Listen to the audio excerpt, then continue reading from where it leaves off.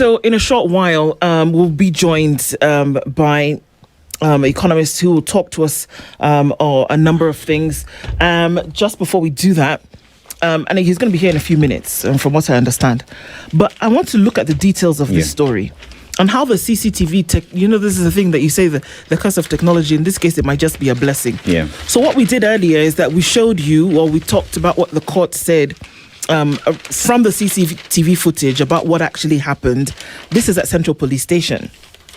But then moving beyond Central Police Station, and this takes us to about 1:33 in the morning on that day, the 8th of June. Now, the Independent Police Oversight Authority then on June 16th sought CCTV footage from Bagavi Hospital to tie up its case. This clip was a culmination of what would have best fit the narrative by the police on what happened to Ojwang behind bars. 3 police officers accompanied Ojwang to the hospital, a driver and 2 others, and they arrived at 1:35 a.m. From the CCTV, the 3 are seen taking their sweet time or in no hurry to rush to the casualty to save a life or to help a sick person. So that when somebody appears at the A&E, what you're thinking is that, okay, this person is in a bad state. We need to get medical attention and do that real quick. Stat, as they say. They are seen in the hospital corridor where they have a chat. 2 are in the blue uniform, while 1 is in the jungle green police uniform of an administration officer. A security guard peeps out the direction of the vehicle when 2 in blue uniforms pass with a stretcher while their colleague follows, busy on his mobile phone. It takes around 2 minutes to load Ojwang, and the officers are not seen wheeling the stretcher back. In total, it was almost 23 minutes after they arrived. Now, according to Forensics Director Joshua Mutua, and I quote, "Based on my review of the available CCTV footage, it is my opinion that the victim was taken to Bagavi Hospital on June 8th at approximately 1:35 by 3 uniformed police officers in a police vehicle. The officers are observed wheeling the deceased toward the casualty area on a stretcher. They are then seen returning to the vehicle with the deceased still on the stretcher, placing him into the vehicle and departing the hospital compound at approximately 2:15. Yeah. Do you understand? They went with him and returned with him. As in, they left the hospital with him. Capish? Capish. Okay. It is worth noting that all this time, the vehicle was unmanned. This is according to IPOA Senior Assistant Forensics Office Director Joshua Mutua. So, all of this took 23 minutes, unless my math is off. 23 minutes when they arrived at the hospital. They arrived at the hospital at 1:35. Yes. 3 of them. They left. No, it's more than 23 minutes. So it's 25 minutes too, and then 15 minutes later. So about 40 minutes. They arrived at the hospital with him. I don't know if any medical attention, but from what the CCTV footage can say, they left with him at 2:15. Now, in order to piece that together in terms of what happened after they left, it's the job of investigators. But they didn't. Now, when somebody is pronounced dead on arrival, is the body kept at the hospital? But now that they left with him, is a question that's then being asked by everybody. We continue to look into the details of this because it still continues in court. But justice must be delivered here. All right, we're getting into our conversation this hour. And another thing that needs to be delivered, it would appear, is that Kenya needs to be delivered to the world, to the first world. I don't know how that's going to happen, kicking or screaming, but we'll try and figure that out in this conversation this morning. Because then joining us to then be able to do that is corporate finance expert Johnson Nderi, and he's here with us this morning. Good morning, Johnson. Good morning. How are you doing? Very well, thanks. I hope. And yourselves? Salama. We are well, thank you. Welcome to the hot seat of the Situation Room this morning. We are going to be looking at some tough stuff because we're told that it can happen. And so now you have a guy who's going to come and tell us how. Before we do that, Dennis takes us to Madagascar. You may ask why. Well, that's because there's a proverb that we'd love for you to interpret. Now, a few things about Madagascar. Largest producers of vanilla in the world. Yes, so it is. You could as well call it a vanilla country, right? Vanilla natural, and a natural vanilla for that matter. 90% of the wildlife as well can only be found in that country. You enjoy wildlife. You go to Madagascar, you can only see that wildlife there. Yeah.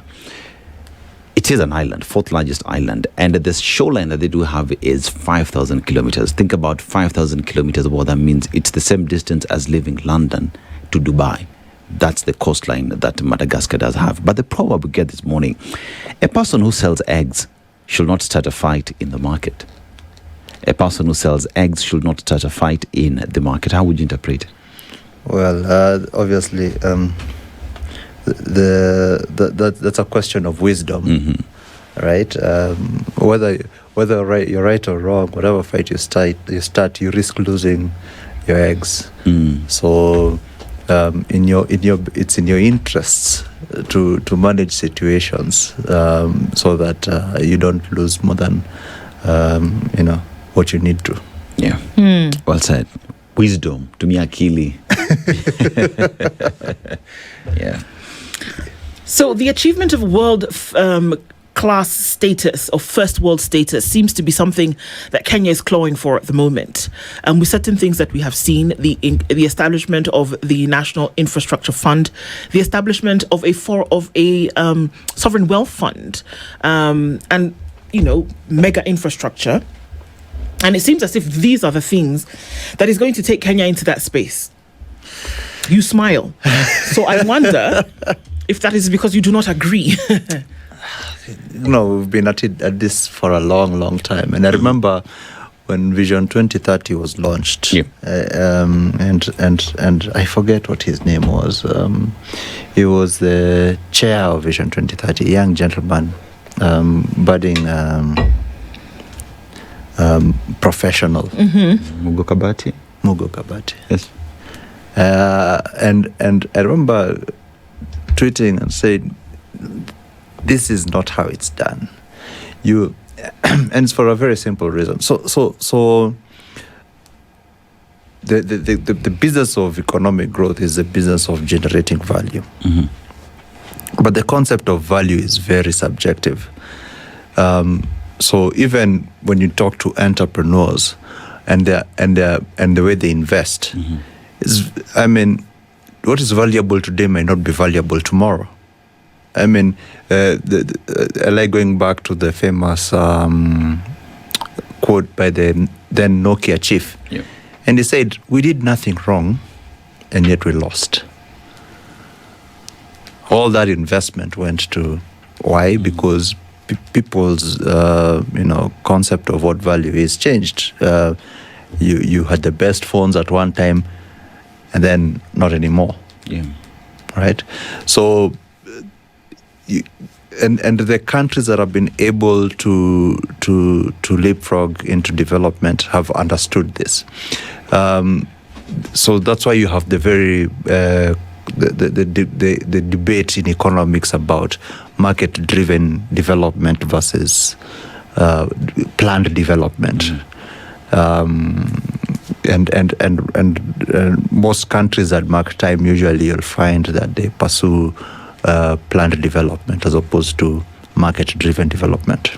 Are you saying that from the word go, even when we're coming up with the Vision 2030, we've always gotten it wrong? And if that's the case, then is it that advice is not sought? Is it that advice is given but it's not adhered to? Or is it that we allow politics to come in between and hence we lose focus? I think this one I want to put it on the doorstep of of how economics is taught in Kenya. So if you look at how, and this is just from experience, the people who call themselves economists in Kenya have basically act from one school of thought. So we don't have the market-driven versus debates versus planned debates that you have in US, in UK, in Europe or whatever. Ours is very, So we've got this. I call it inbreeding. The ideas are all sourced from one school of thought, and that's why I thought I needed to come here, because I don't hear mine being given the microphone quite often. So it's you need to let the markets decide where you invest. If you invest for the sake of investing, that's what we call, you run a very high risk of what we call misallocation of resources. You've invested in somewhere that you're producing products that nobody wants. That's a big risk, and for a country that is poor, resources are scarce. That's Econ 101. Resources are scarce, so you have to allocate resources in a manner that maximizes output or value, if you will, to society, and this has to be voted for in the market. What people say they want versus what they actually will pay for are two different things. And what they'll pay for is what determines the value. What they want, really, that's not their money. If it's not their money, they'll have a very different criteria of what they want than when they're spending their money. And that's where the gap is. Is Kenya resource scarce? Well, so in economics, we say everybody resources are scarce because you never have enough resources to do everything you want. Now, for Kenya, there's a lot of poverty. Yeah. Right? Why is that? It's because of poverty is really scarcity. When you don't have everything you need, you're available to eat.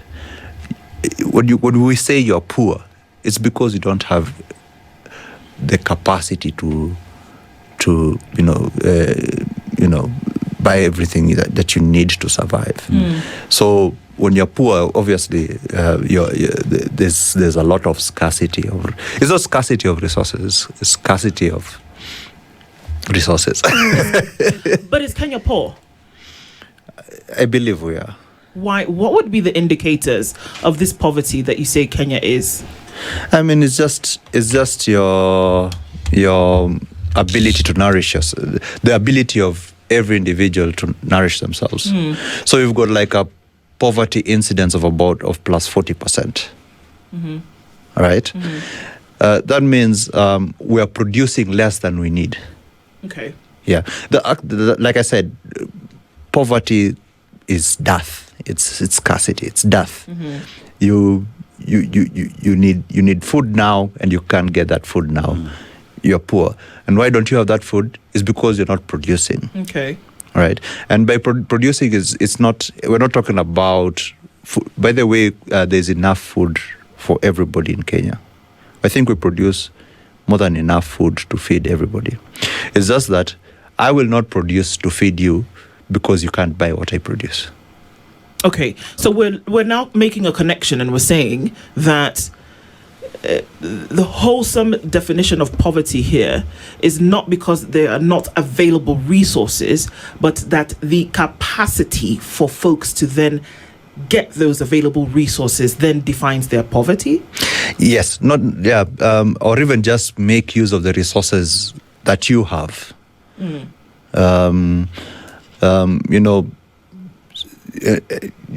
go into some place and they produce only one sort of good, but because they're not able to trade it for whatever reason, then they're not able to buy from somebody else. So they will not be seen as a market, right? So somebody says that the citizen is both a producer and a consumer. You produce so that you are able to trade it for whatever you need. So you're supposed to produce in abundance, and that production then allows you don't have to produce everything you need. You just have to produce what other people need, and then trade that in so that you can be able to afford whatever it is that you need for your nourishment. You earlier stated that there is, when you invest and it is not backed by, say, research or proper or how it is trained in the country. Has Kenya invested in things that are making it difficult for us to get to that promised land, which is the first world status? In terms of, we've invested in brick and mortar that does not translate to how the economy would perform better to hasten. that progress? Most certainly, there's a lot of waste. In fact, I always tell people that I think Kenya suffers more from bad economics than from corruption. Okay. Because, you see, when I steal money, it stops there. I've stolen and it stops there. But when I invest in bad investment, and that's what we call white elephants. Yeah. When I buy a white elephant, not only have I lost there at the point of investment, but running that white elephant also still costs money. You understand? So I'm losing not just what I've got, the scarce resources I have now, but even into the future. And I've committed resources of production, future production, to this thing that the country really doesn't need. Yeah. I mean, you look at how Kenya has done it, and there is the CAIPs, which is supposed to be done by the counties, and then there is the EPZs that was set up as well, so that each and every single county had something that they are producing that then would feed into the overall national conversation on pushing the economy forward. But even while at that, there is sluggish movement in implementing of all these EPZs across the country. I mean, all we saw is we are launching, there's a headstone, but nothing much has moved into that.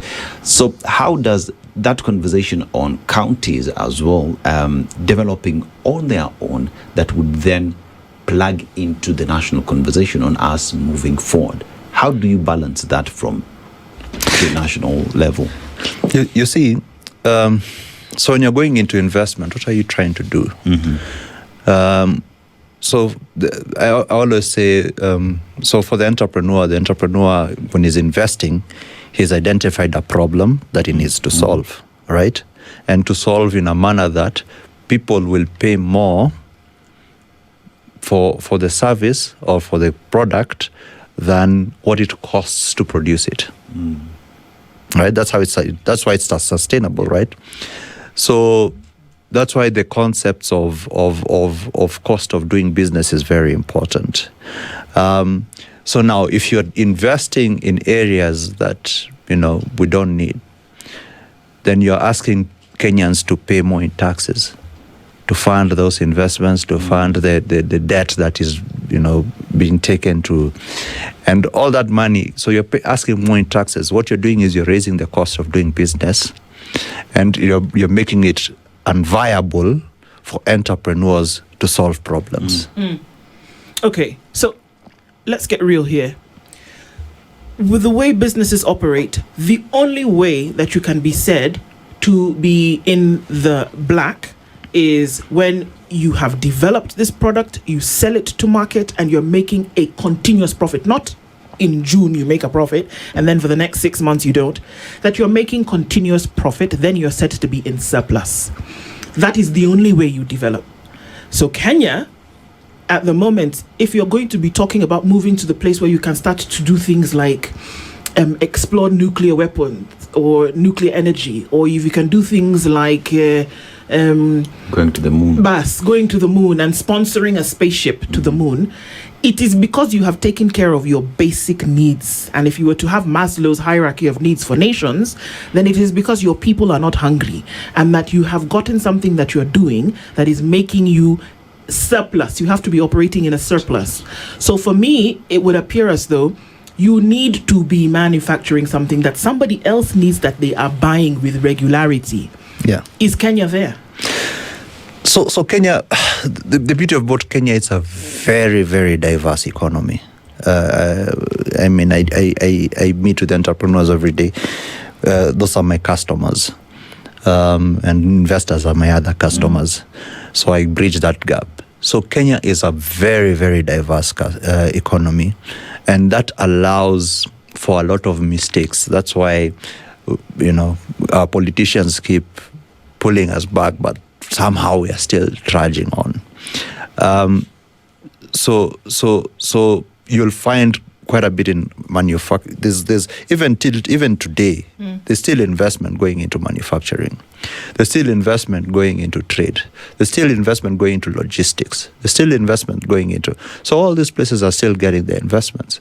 However, it is in spite of, not because of government support. right? Or government spending. So we I think Kenya, and maybe it's because we liberalized early, then it allowed investment to go into certain areas that whether the government liked it or not. So things like avocado, I don't think that was consciously pushed by government, but it just blossomed out of demand externally. And you're seeing even now, I'm told some guys are converting their tea fields to avocado farms. Maize as well is converted to avocado. So you're seeing a lot of all this, and this is reallocation of resources. So people are moving from where they are loss making to where now they are profitable, because they are providing value for somebody. And just to correct something you said, well, let me not say correct, let me disagree. You can You see, what you produce is not, you shouldn't say you're producing to feed, let's feed first and then figure this other stuff out later and pursue them.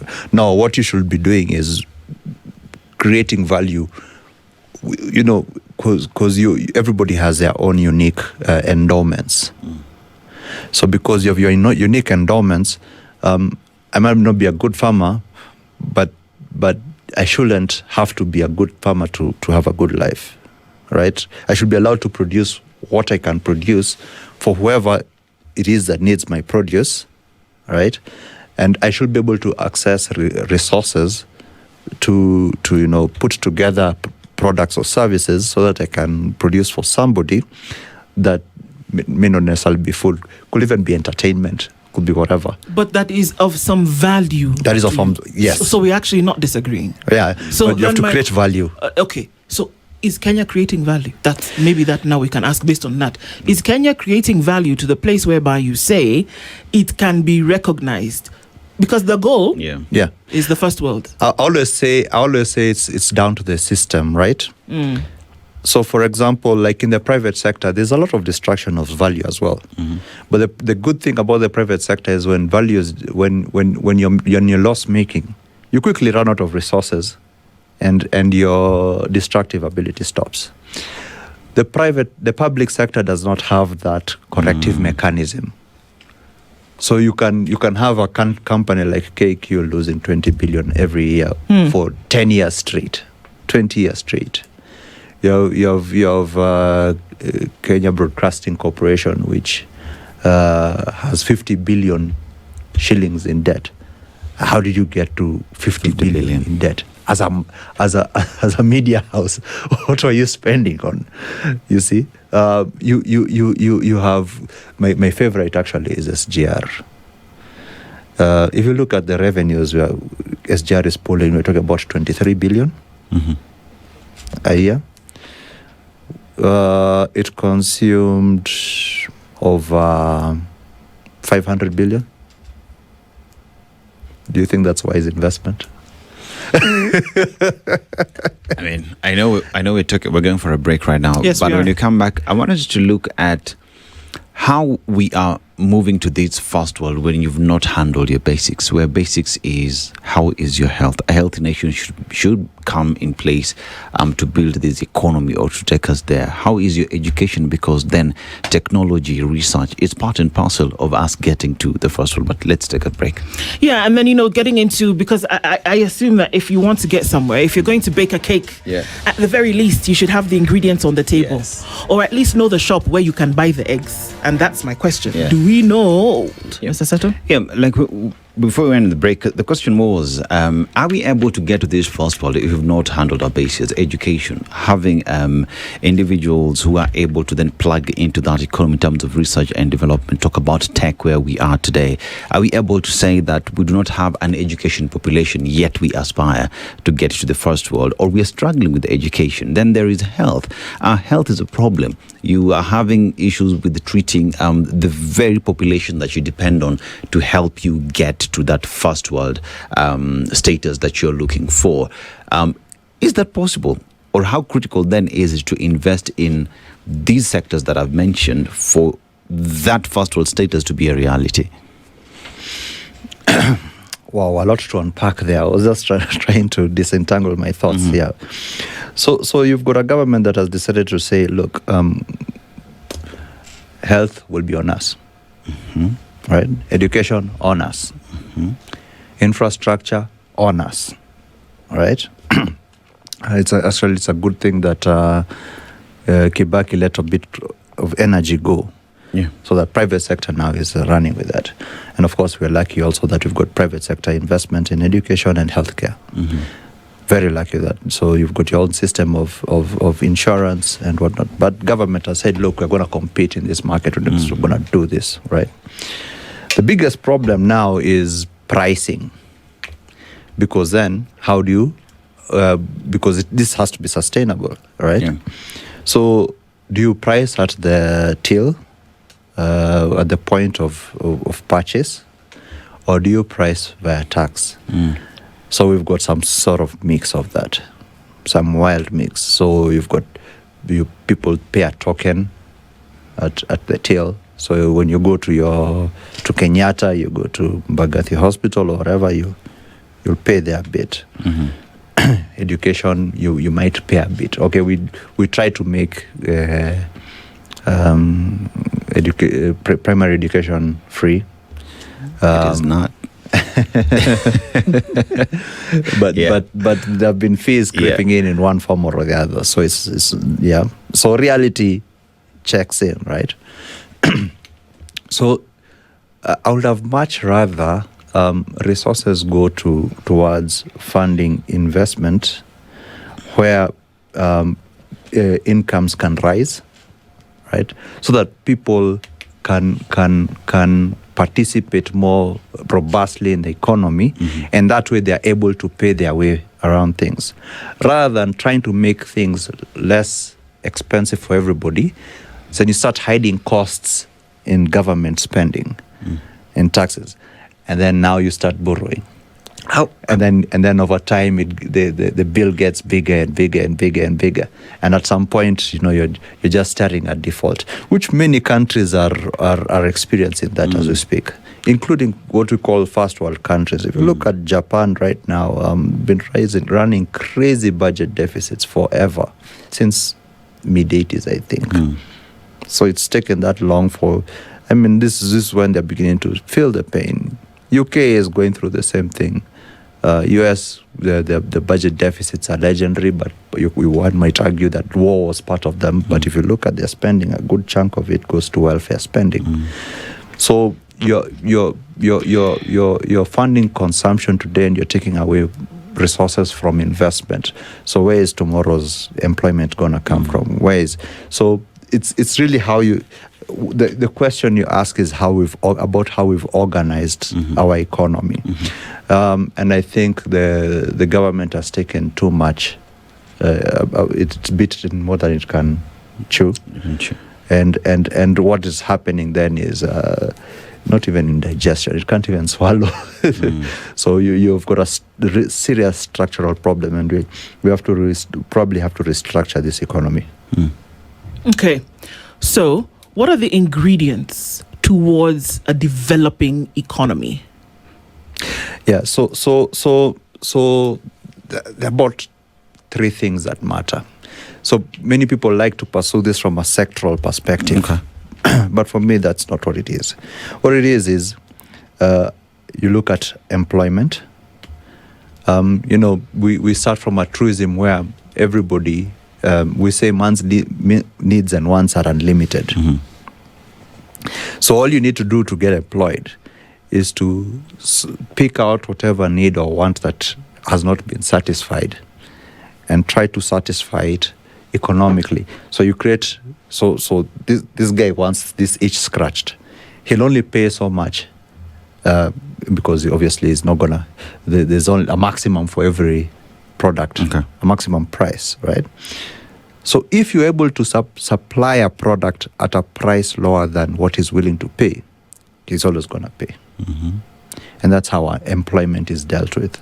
So the more employed people you have, and the less people you have to, if you argue that one of government's role is to help the poor, then you'll have less poor people to help. Yeah. All right. So one of them is creating employment. So you need an environment that allows for employment creation, and that's why entrepreneurs will talk a lot about cost of doing business, which is very closely linked to cost of living. When the cost of living goes up, the cost of doing business is also going up. Okay. All right. So that's one of the reasons we track inflation, because we need to ensure that the cost of living is low, so that the environment in which people are investing and trading is stable. And when you have that, it's easier for entrepreneurs to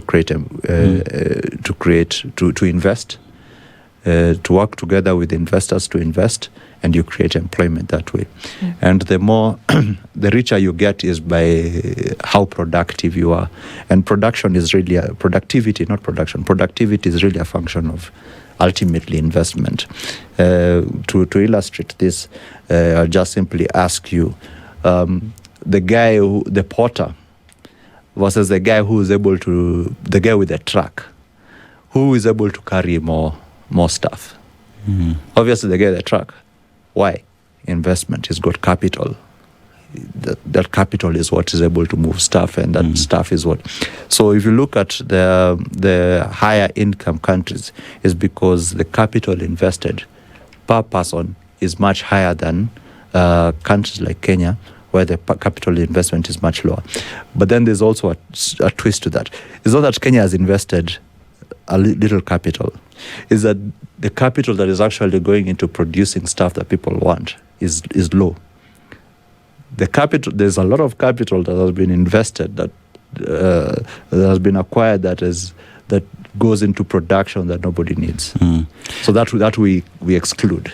I mean, you've said cost of living is high, cost of doing business is high. And all those things are pegged, one would say, on the taxation regime that a country would have. And we live in a country where what's going to happen next year is not predictable of what we have today, because it keeps on changing. Every budget cycle changes. That no investor would want to come into a market that they're not sure of what the taxation regime looks like. Now, how has that stopped us from addressing the cost of living? Because taxation regime is not constant. That means we are spending more, or we are importing things that we could be producing locally. How does that put us on a chokehold in attaining that development level that we want to get to? So the concept that arises to mind when you speak about that is competitiveness. How competitive is Kenya? So when I'm an investor, I'm looking for where to invest, whether Kenyan or a foreigner. I want to put my money where returns are highest. All right, so that's why Kenyans are running to special asset funds, because Bansa X is delivering 20% year on year, right? And you'll see a lot more of that going forward now that the capital markets are deepening. So what does that do? It chokes when you're not competitive, because you're either over-regulating or overtaxing, then people don't invest. And when people don't invest, and you can look at it from a sectoral perspective, see, like chemicals, you can produce soap in Kenya, you can produce in Egypt, you can produce in Uganda, whatever. So Egypt, who have power at maybe 4 US cents per kilowatt hour, and you've got your energy costs at 20-something shillings or 20-something US cents per kilowatt hour. Already from energy you're uncompetitive. Okay. Now throw in additional taxes. How the tax on businesses. So you've got VAT, you've got your excise duty, you've got income tax. I mean, when somebody does the math, they'll be like, you know what? This Egypt place looks better than Kenya if I'm going to invest in Africa. if the world is your oyster, then you look at, because everybody's competing with everybody. And as Kenya's capital markets become more deeper, then a lot more capital will go to foreign, because the investment vehicles now are there. And in fact, the demand has always been there. That's why people were doing a lot of forex trading and whatnot. And when Mansa X came, scratched a ditch. And now they have shown the other investment companies a way. So the investment companies are going to be rewarded because they are able to allocate capital to where returns are best. And so when you've got Kenyans now putting money in places where returns are best, that might mean that our entrepreneurs are starved off of Kenyan savings. So then how do you create employment?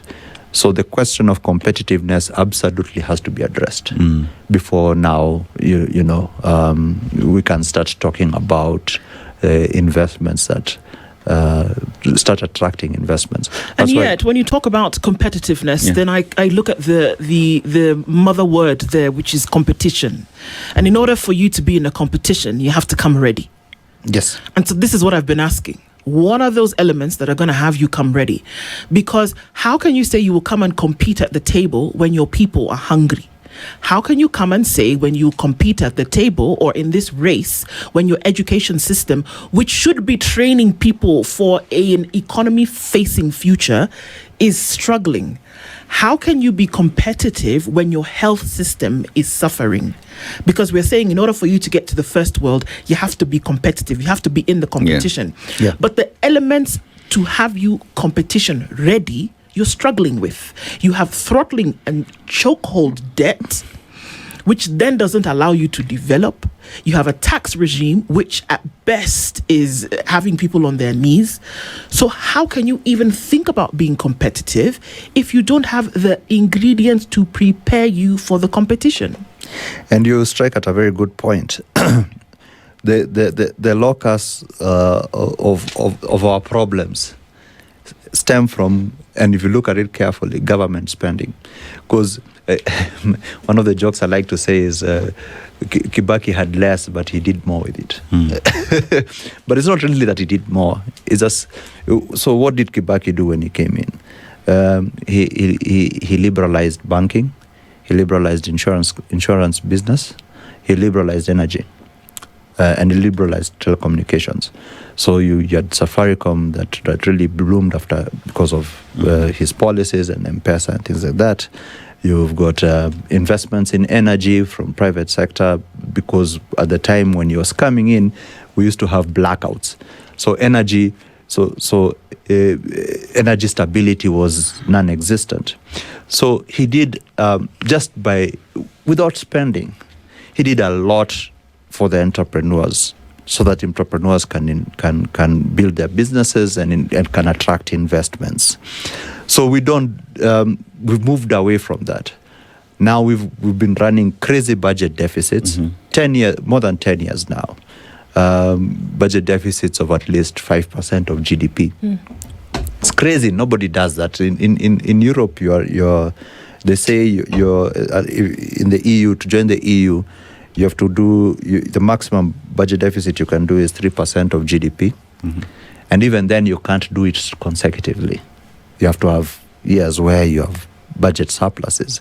Here we've been running crazy budget deficits, and you wonder how we're going to pay for that. And the bill will come. The bill, and it's coming. And what is happening then is you're taking resources away from education, from healthcare, from everything, just to pay for this debt. Because now you're surviving on debt now. If people don't lend you, things don't work. That's where we are now. I mean, you look at the competitiveness that we talk about, and it's been established that it's very difficult based off the taxation regime that we have. Yeah. But that notwithstanding, then one asks the question, we still depend on these very taxes that are high, whether it's on personal level, whether it's on businesses, we still depend on these taxes for us to leapfrog to this development status. And one question we always ask, can you tax your people to develop into prosperity. Into prosperity. Because that is the notion that is here. You will suffer for a very short time, but look at the bigger picture. Can that happen when you've taxed people so much that there's no surplus, there's no money to move around for them to purchase product that is being sold locally? And what does that do to manufacturers who depend on the extra there is for people to buy? So there is no circulation of money. Yes, and So and again, the locus comes from the spending. Why are you taxing highly? Mm-hmm. Because government has said it needs all the money it can get. Okay. And you can only do that for so long because I think the first murmurs about taxation came towards the end of Uhuru's government. Mm-hmm. And then and then the question was, should we put VAT on fuel? Mm-hmm. Should we put VAT on cooking gas and whatever? And then there was a whole hullabaloo that I think there was some sort of compromise where VAT was 8%. Yeah. And then when this government came in, I think they looked at the numbers.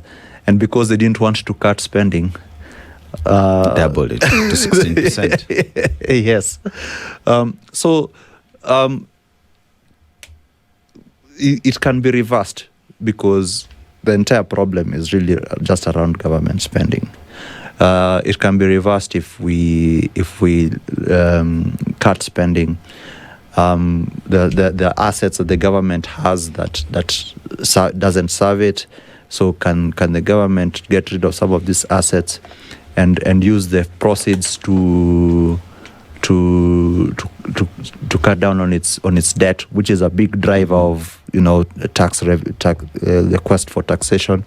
But on the flip side also, you see you also attract investment in those liberalized sectors. So why is the government still holding Consolidated Bank? Why is the government still holding a KQ, which gobbles up like 20 billion? So what you're saying is you're going to take money from people so that they cannot be able to afford milk, and you're going to put it in KQ, offering for a service at a cost that nobody is willing to pay. That's why the losses, right? So it's like I said, a whole restructuring of our economy needs to happen, and the resolution needs to start from government spending.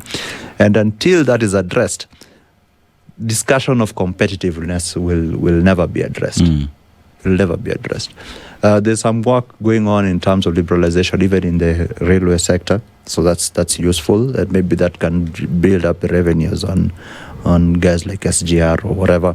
I like the additional, the luck we are enjoying with Lamu Port. That was another white elephant, right? We're enjoying some luck because of Strait of Hormuz. Yeah, so it's now getting a bit more use. But one of the things I would do is why not make the entirety of Lamu an SEZ? So that you can have additional investment there. Manufacturing works well around coastlines. That's almost a truism. If you look at all industrial cities, they're either next to they are port next to either the ocean or a navigable river. There's a reason for that. So there's just some things that the examples are out there of how people like Hong Kong, who inspired Singapore to develop and leapfrogged from third world to first world. But I think we keep picking the wrong lessons from these examples, and we look to reinforce that which we're trying to do here that's gone so wrong. Indeed. So, for example, we've invested in so we've got the infrastructure fund, but we also had Kenya Development Corporation, which could have done the same thing. We have so many investment companies owned by government to support infrastructure entrepreneurship in Kenya. But how is that working for us?